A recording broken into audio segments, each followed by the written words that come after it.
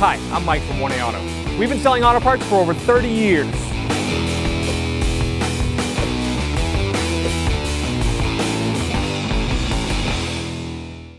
What's up guys, I'm Andy from 1A Auto. In this video, I'm going to show you how to replace a blower motor in this 2012 Ford Escape. If you need this part or other parts for your vehicle, click the link in the description and head over to 1aauto.com. Okay, underneath the dash on the passenger side, we're going to disconnect the electrical connector for the blower motor. There's a little button on the side of it. Just push it, pull it out. It's a lock on the back side. Just push that down.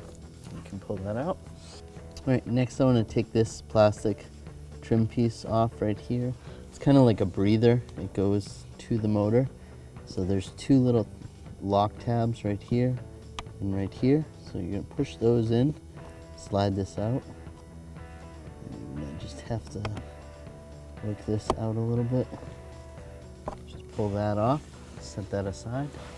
And we're gonna grab the blower motor. We're just gonna twist it to the left. And it's gonna unlatch and you can slide it down and just pull it out.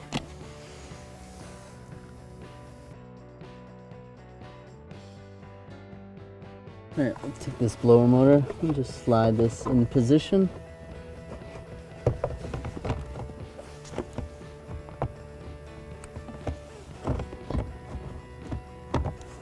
Just like that, and then twist it to the right. That's good.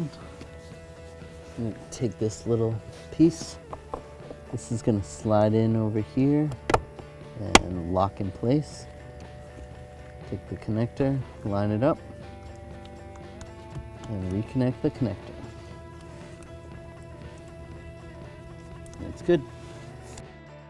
Thanks for watching. Visit us at 1aauto.com for quality auto parts, fast and free shipping, and the best customer service in the industry.